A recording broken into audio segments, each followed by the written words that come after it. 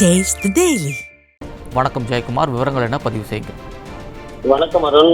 மக்களை காப்போம், தமிழகத்தை மீட்போம் புரட்சி தமிழுடைய எழுச்சி பயணத்தில் வேலூர் மாவட்டம் குடியாத்தம் சட்டமன்ற தொகுதியில் பழைய பேருந்து நிலையம் அருகே திரண்டிருக்கக்கூடிய பல்லாயிரக்கணக்கான மக்கள் மத்தியிலே அனைத்து இந்திய அண்ணா திராவிட முன்னேற்ற கழகத்துடைய பொதுச் செயலாளர் புரட்சி தமிழர் எடப்பாடி கே பழனிசாமி அவர்களுடைய வாகனம் வந்து கொண்டிருக்கிறது. எங்கு பார்த்தாலும் மனிதர் சலங்களாக காட்சியளிக்கிறது. அதிமுக ஆட்சியிலே இந்த குடியாத்தம் சட்டமன்ற தொகுதிக்கு பல்வேறு மக்கள் நல திட்டங்கள் கொடுக்கப்பட்டிருக்கு. அந்த நன்றியோடு இன்றைக்கு அந்த மக்கள் இங்கு உற்சாகமாக திரண்டு அனைத்து இந்திய அண்ணா திராவிட முன்னேற்ற கழகத்துடைய பொதுச் செயலாளருக்கு உற்சாகமான ஒரு வரவேற்பினை நல்கி கொண்டிருக்கிறார்கள். அந்த காட்சியை தான் நாம் பார்த்துக் கொண்டிருக்கிறோம். எங்கு பார்த்தாலும் மனித தலைகளாக, எங்கு பார்த்தாலும் பெண்களாக, எங்கு பார்த்தாலும் பொதுமக்களாக அனைத்து இந்திய அண்ணா திராவிட முன்னேற்ற கழகத்துடைய பொதுச் செயலாளர் புரட்சி தமிழர் எடப்பாடி கே பழனிசாமிகளுக்கு இந்த உற்சாகமான வரவேற்பு அளிக்கப்பட்டுக் கொண்டிருக்கிறது. ஏராளமான பெண்களும் பொதுமக்களும் இளைஞர்களும் கூடி அனைத்து இந்திய அண்ணா திராவிட முன்னேற்றக்கூடிய கொடியை கையிலே வாங்கி அதிமுகவுடைய கூட்டணி கட்சியை சேர்ந்தவர்களின் தொண்டர்கள் என இந்த குழுமை உற்சாகமான ஒரு வரவேற்பினை நடத்தி கொண்டிருக்கிறார்கள். அந்த காட்சியை நாம் பார்த்துக் கொண்டிருக்கிறோம். குறிப்பாக இந்த அனைத்து இந்திய அண்ணா திராவிட முன்னேற்ற கழகத்தை பொறுத்தளவிற்கு இந்த சட்டமன்ற தொகுதியில் பல்வேறு நலத்திட்டங்கள் செய்யப்பட்டிருக்கு.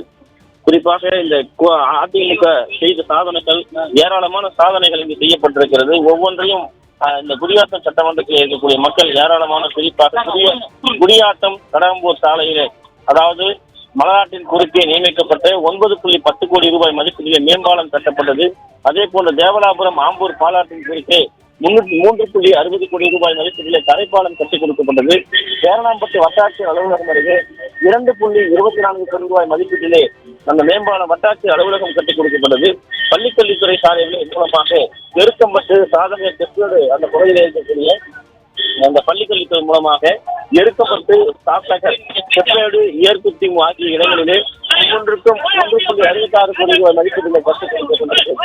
1.20 கோடி ரூபாய் மதிப்பீட்டில் பேரணாம்பட்டில் அரசின் பெண்கள் உயர்நிலைப்பள்ளி கட்டிடம் தடுக்க கொள்ளப்பட்டிருக்கிறது. அதே போல சீவூர் ஊராட்சிக்கு உட்பட்ட கல்லூர் கிராமத்திலே கால்நடை மருத்துவமனை கட்டி கொடுக்கப்பட்டிருக்கு. அரசு போக்குவரத்து கழக பணிமனை பேரணாம்பட்டு வாடகை எடுத்து இயங்கி வந்தது. அதனை அனைத்து இந்திய அண்ணா திராவிட முன்னேற்ற கழக அரசு சொந்த இடம் வாங்கி கட்டிடம் கொடுக்கப்பட்டது. ஒரு அரசு போக்குவரத்திற்கு கட்டிடம் இல்லாமல் தனியாரில் இயங்கி வந்தது. அந்த பணிமனைக்கு அரசு கட்டிடமாக வழங்கியது கழக அரசு. அக்ரஹாரம், கல்லாப்பாடி, வளத்தூர் ஆகிய கிராமங்களிலே கால்நடை சார்பில் துணை மருத்துவ நிலையங்கள், கால்நடை மருத்துவமனைகள் தரம் உயர்த்தப்பட்டன. விடியா திமுக ஆட்சியில் சிக்கர் ஒட்டி பல திட்டங்களை இன்றைக்கு சிக்கர் ஒட்டியிருக்கிறார் இந்த ஆளுகிற ஸ்டாலின். குறிப்பாக இந்த முதலமைச்சர் பேரணாம்பட்டு ஆரம்ப அரசு சுகாதார நிலையத்தில் தாலுகா மருத்துவமனையாக தரம் உயர்த்தப்பட்டு 7.58 கோடி ரூபாய் மதிப்பீட்டிலே கட்டி கொடுக்கப்பட்டது. அதனை சிக்கர் ஒட்டி திறந்து வைத்தார் ஃபெயிலர் மாடலில் ஸ்டாலினுடைய திமுக அரசு. நபார்டு வங்கி திட்டத்தின் மூலமாக குடியாத்தம் நடுப்பேட்டையிலே 5.15 கோடி ரூபாய் மதிப்பீடு அரசினர் பெண்கள் மேல்நிலைப்பள்ளி கட்டிடம் கட்டி கொடுக்கப்பட்டது. அதனை சிக்கர் ஒட்டியது ஸ்டாலின் அரசு. குடியாத்தம் நகரில் வட்டாட்சியர் அலுவலகம் 3.07 கோடி ரூபாய் மதிப்பீட்டிலே கட்டி கொடுத்த பிறகு சிக்கர் ஒட்டியது ஸ்டாலின் திமுக அரசு.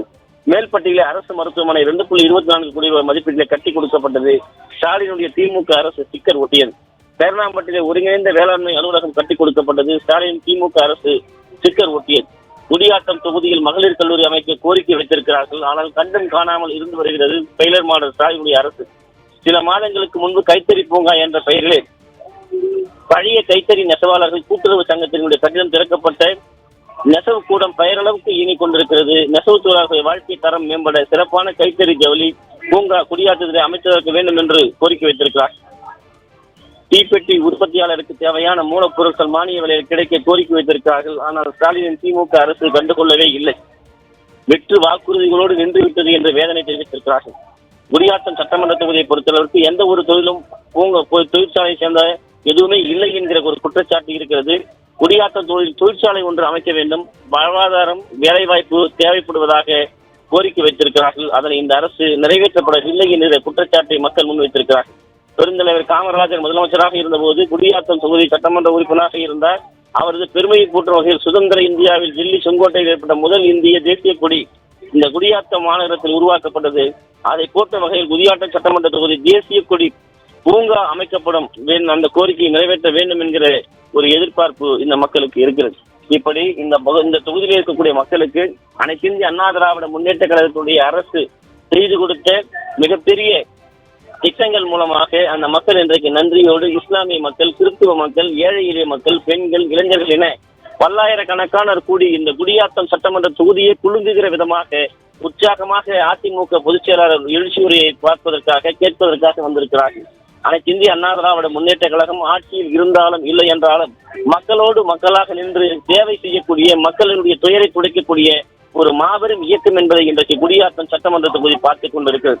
அவ்வளவு மக்கள் எங்கு பார்த்தாலும் இளைஞர்கள், பெண்கள் என குழுமி உற்சாக வரவேற்பை அளித்துக் கொண்டிருக்கிறார்கள். இந்த வேலூர் மேற்கு மாவட்டத்தை வேலூர் புறநகர் மாவட்டத்தைச் சேர்ந்த மாவட்ட கழக செயலாளர் இருக்கக்கூடிய வீரர்களுடைய ஏற்பாட்டிலே இன்றைக்கு பிரம்மாண்டமான முறையிலே அதிமுக பொதுச்செயலாளருக்கு வரவேற்பு அளிக்கப்பட்டது. இந்த மக்கள் தற்போது இங்கு குழுமி இருக்கிறார்கள். அதே போன்று அனைத்து இந்திய அண்ணா திராவிட முன்னேற்ற கழகத்துடைய முன்னாள் அமைச்சர் KC வீரமணி, அதே போன்று இந்த பகுதியில் இருக்கக்கூடிய மாவட்ட பொறுப்பாளர்கள், அனைத்து இந்திய அண்ணா திராவிட முன்னேற்ற கழகத்துடைய அதாவது முன்னாள் அமைச்சர்கள், நாடாளுமன்ற உறுப்பினர்கள், சட்டமன்ற உறுப்பினர்கள் ஏராளமாக கூடியிருக்கிறார்கள். அவர்கள் மத்தியிலே அனைத்து இந்திய அண்ணா திராவிட முன்னேற்ற கழகத்துடைய பொதுச் செயலாளர் புரட்சித் தமிழர் எடப்பாடி பழனிசாமி அவர்கள் எழுச்சி உரை ஆற்றப் போகிறார். அந்த நேரலையை தற்போது பார்க்கலாம்.